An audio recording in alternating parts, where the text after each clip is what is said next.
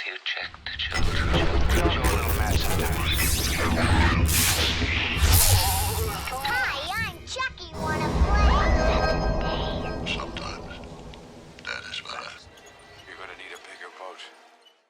Hey everyone, welcome back to the horror show. I'm Cecil Laird. And I'm Marcia Parker, and today is another binge-worthy episode. I'm actually really excited about it.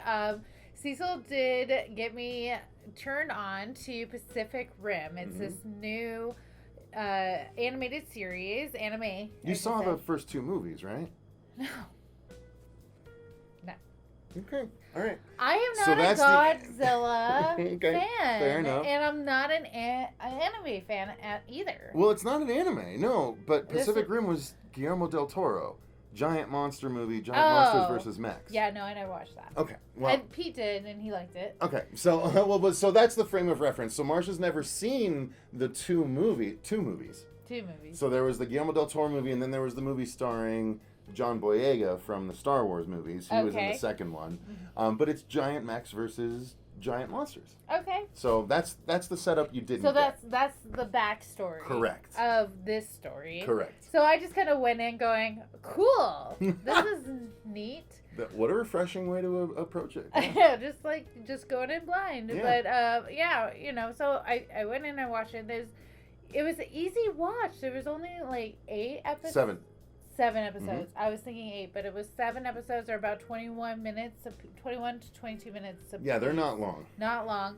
I literally started this on Friday night and finished Saturday morning. Like, I just blew through them. I watched up until my son went to bed, and then as soon as he woke up, we were both watching the rest. And how old is your son? He is 3. So, do you feel it was appropriate for him? Absolutely. Yeah, that's the nice thing about the Pacific Rim movies. They're giant monsters versus giant mechs, and the monsters, as they get dismembered, the blood is like blue and green, so it's not like a gory thing. Right. So you can kind of watch it with your kid. I was curious how that would work, right? Oh, yeah. Alex was walking around going, I'm a robot. That's It was adorable. amazing. And we had a lot of fun. It was super fun. And it's not a huge investment if you think about it. Especially, it's so binge-worthy. 7 I went episodes at through 20 it. minutes So- apiece is what? So that's an hour or 2 hours and 20 minutes. Yeah, and it total. doesn't feel like it takes that long to get through it. No. So anyways, I'm going to pass it over to Cecil so he can go over his overall thoughts and talk about the story. Yes, so my overall thoughts were I was very impressed with it. It started off, and I didn't know how long it was when I started it, so I got up to like episode 5, and I told Marcia, I'm like halfway through. And then she's like, oh, I finished it. And I was like, finished it? She's like, yeah, it was only 7 episodes. I was like, oh, damn, I'm almost done then. But it is basically the story of a group of people in Australia dealing with the kaiju invasion that we get, in Pacific Rim and Pacific Rim Uprising. Those movies are dumb fun. This is, I think, a really quality story told in that universe. Yes. It's not like Australia's Pacific Rim, but it is a Pacific Rim story taking place in Australia. Yeah. And it's about a couple of kids, a brother and sister, whose parents are fighting the war, and they run a mech, what do they call them? A Jaeger. Yeah, Sorry. Jaeger. They run a Jaeger, and they basically drop their kids off in this sheltered area of Australia where the kaijus just kind of avoid. And they're like, we'll come back for you. And then they take off to go fight the fight. And then the story flashes forward 5 years.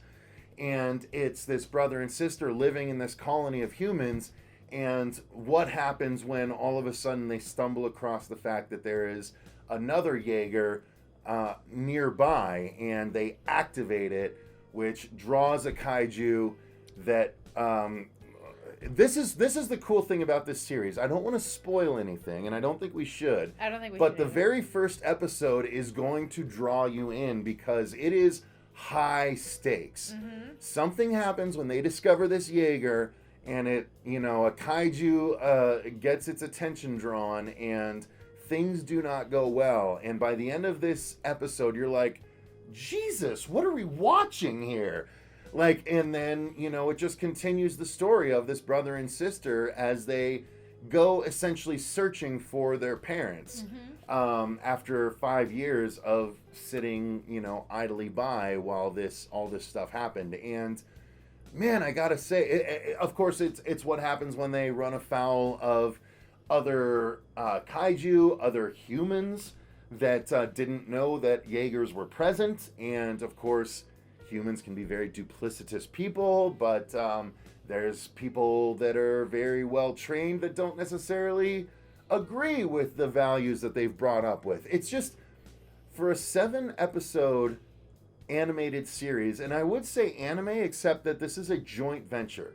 This was produced by the American Legendary Pictures TV studio. It's like Legendary Television. Okay. It was produced by them, but it was animated by a Japanese studio. Oh, okay. So it was a joint venture. Okay. It felt like anime to me because It did. It's drawn like anime. So I was like, oh, it's anime. And the lips don't work like the animated movies we know, where every word matches their mouths necessarily. Yeah, I mean that didn't even bother me. I mean, No. I'm a kid from the '90s, so like, I don't even pay attention. Sure. Anyway, Fair enough. But I thought, because of the style of the show, it felt more anime.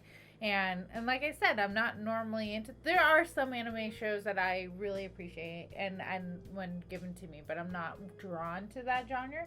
So when it was brought to my attention, I was like, but I like it. I liked it, and that says a lot. It says a lot about the story itself, because I think that's what sold it to me. Really, I mean, yeah, it's got the monsters, it's got the the monsters versus the robots, but the story of the brother and the sister and their journey and the the characters that they meet along the way, it was very moving and was really well done. And so like when you have the battles going on or even the inner conflicts between the group, you're engaged the whole time, and it makes sense. I gotta say, it is infinitely interesting to me that you enjoyed it as much as you did, having no exposure to the two movies. Yeah. Because the concept of drifting, it's not really explained in the series. It's just like there's two people that pilot these Jaegers and their minds have to be synced up. But you don't necessarily know that. They just kind of I got the idea. That's good. That means that the story, well, that's what I'm saying. It's told well enough where you don't need to necessarily know that to get it, right? I'm super interested in that perspective because I'm obviously not coming from that perspective. I know about all that. Ghost drifting was not a thing in the movies. You cannot operate a Jaeger with just one person until this series introduced the idea of ghost drifting. Okay. So, like, you're also, like, on the newest evolution of this story beat. You know what I mean? So, it's kind of cool. But so let me ask you this, Marcia. Does this make you want to go back and watch those two movies now? Not really. See, that's weird to me. Also, that's also weird to me. It strikes my ear weird. It hits my heart weird. Like the series was good, and it doesn't make you want to see like where it all is originating from. Like, Guillermo del Toro, you like, right? Yeah, I do. Yeah. So why would you not? I don't know. I mean, I guess I could. It's got Idris Elba in it. Who? Idris Elba. Who's that? The commanding black man that's in a lot of things. I don't know. Shit. God, I'm gonna get canceled for I'm this. really bad at names. I'm sorry. Okay. Charlie Day from It's Always Sunny. Okay. Yeah. He's in him. Yeah. He's in both of them. Okay. That's not what's. I don't know. Watch the movies, Marcia. Okay, fine. Yes, I'm but excited. Fair enough. Okay, we're watch not it. talking about that. We're talking about the black, and I'm glad that you like the black. But what I guess the point I'm driving at in continually pointing out the fact that she hasn't seen the movies is that this series stands on its own. It does. And it's entertaining on its own. Again, 7 episodes, 20 to 22 minutes a piece on an episode. So you're staring at 2 hours and 20 to 25 minutes worth of material. A lot of movies are that amount of time, and it's easy to blow through. You actually said that it was a quicker watch for you guys than Jurassic World Camp Cretaceous. Yeah, it was actually because and we gave that a binge-worthy thumbs up. Yeah, with the Jurassic World, I mean that took me a couple weekends to get through. I mean there was 2 seasons, but at the same time, like it, this one felt faster because I got through. I didn't have to like I didn't wait and watch half of it and then watch half of next week and no, we just watched through it. And I feel like Alex actually, my 3-year-old, actually kept his attention a lot more on this one than he did Jurassic World, which is interesting.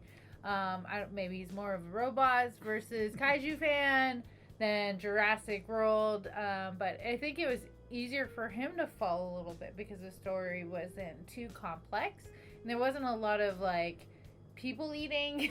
Sure. It was more of like, it was more about the monsters versus the robots versus like the humans versus the monsters. So I think it was maybe a little bit easier for him to watch. Sure. All right.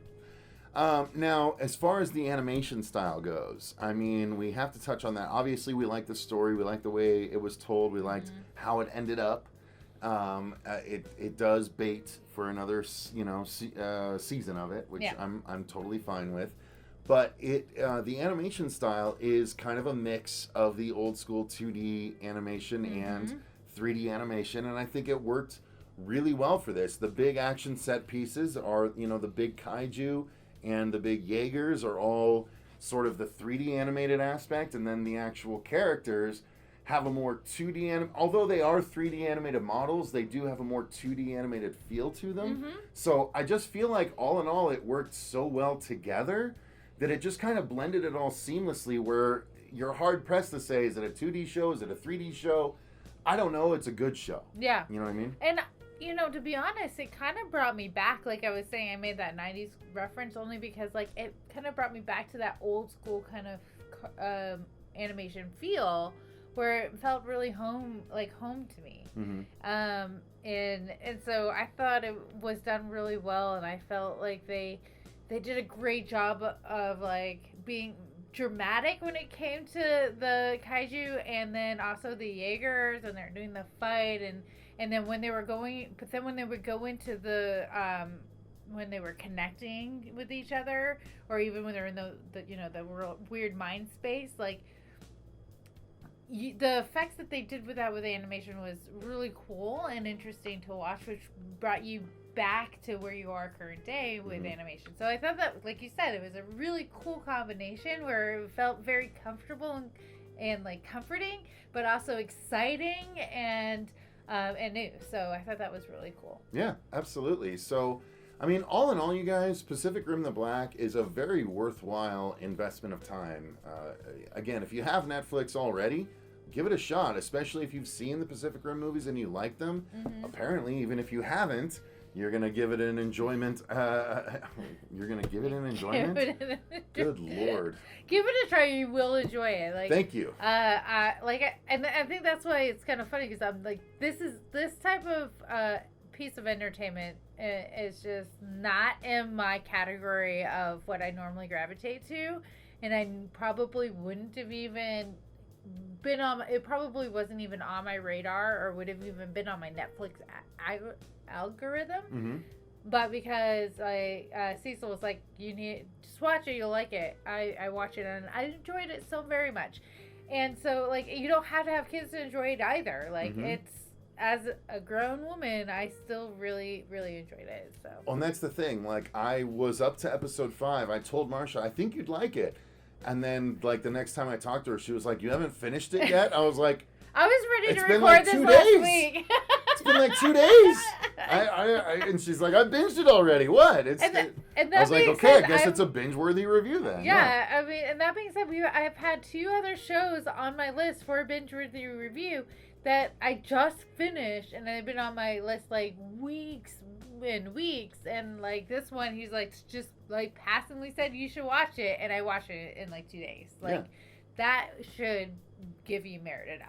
And truly, that first episode alone qualifies it as a horror show. For sure, yeah. Right? I you got monsters, you got fighting, loads of death, lots of scariness going on in there. So check it out, you guys. Pacific Rim the Black. It is on Netflix. 7 episodes, 20 or so minutes per episode.